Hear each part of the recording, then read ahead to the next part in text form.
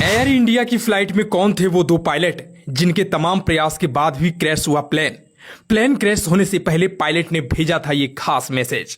विमान हादसे के वक्त कैप्टन सुमित सभरवाल के पास थी कमान, लेकिन कौन सी गलती पड़ गई भारी जिसके कारण 8000 घंटे तक प्लेन उड़ाने वाला कैप्टन भी नहीं बच सका। जी हां, अहमदाबाद के नीले आसमान पर दोपहर में एक ऐसा मंजर बना जिसने हर किसी की रूह तक हिला दी।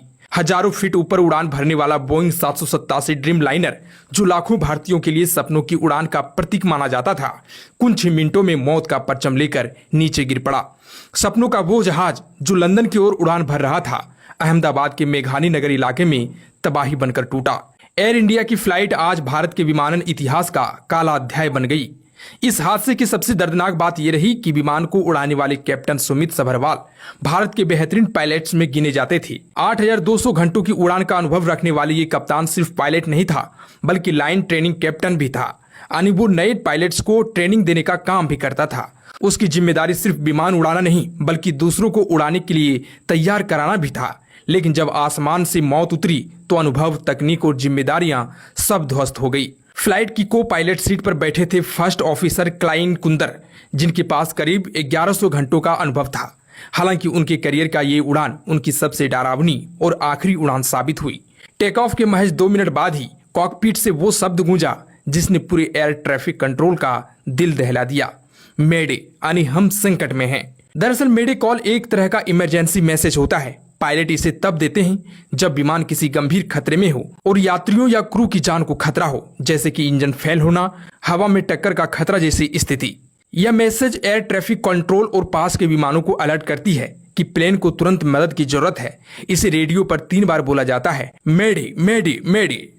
ऐसा इसलिए किया जाता है कि ताकि साफ हो जाए कि यह कोई मजाक नहीं है, बल्कि सच में कोई संकट है। जैसे ही मेडे कॉल मिलती है, कंट्रोल रूम उस विमान को तुरंत प्राथमिकता देता है। वे सभी जरूरी साधन उसकी मदद में लगा देते हैं, जैसे इमरजेंसी लैंडिंग की इजाजत देना, रनवे खाली करना, एम्बुलेंस और फायर ब्रिगेड तैयार रखना। लेकिन सबसे बड़ा सवाल यह है कि इतना अनुभवी कैप्टन, इतनी एडवांस टेक्नोलॉजी, इतनी सख्त सुरक्षा चेकिंग के बाद भी आखिर ऐसी चूक कैसे हो गई? क्या यह पूरी तरह से टेक्निकल फेलियर था या किसी बाहरी कारण से यह हादसा हुआ? वहीं शुरुआती अंदाजे बता रहे हैं कि टेक ऑफ के वक्त इंजन में गंभीर खराबी आ गई थी, जिसकी वजह से विमान कंट्रोल से बाहर हो गया। दूसरी आशंका यह भी है कि टेक ऑफ के दौरान बर्ड हिट हुआ हो, यानी कोई बड़ा पक्षी इंजन से टकरा गया हो। हादसे की असली वजह का पता तभी चलेगा जब विमान का ब्लैक बॉक्स मिलेगा। लेकिन एक बात साफ है, इस हादसे ने भारतीय विमानन सुरक्षा प्रणाली पर बहुत बड़े सवाल खड़ा कर दिए, खासकर तब जब इतने अनुभवी पायलट्स की मौजूदगी में भी विमान नहीं बच सका। अहमदाबाद में आज सिर्फ एक विमान नहीं गिरा, बल्कि हजारों सपनों का अंत हो गया है। वो परिवार जो अपनों को लंदन भेज रहे थे, अब एयरपोर्ट पर उनकी लाशों का इंतजार कर रहे हैं। कैप्टन सुमित सभरवाल, जिन्होंने अपने करियर में ना जाने कितनी उड़ानों को सुरक्षित अंजाम दिया था, आज अपनी आखिरी उड़ान में खुद मौत के सामने हार गए।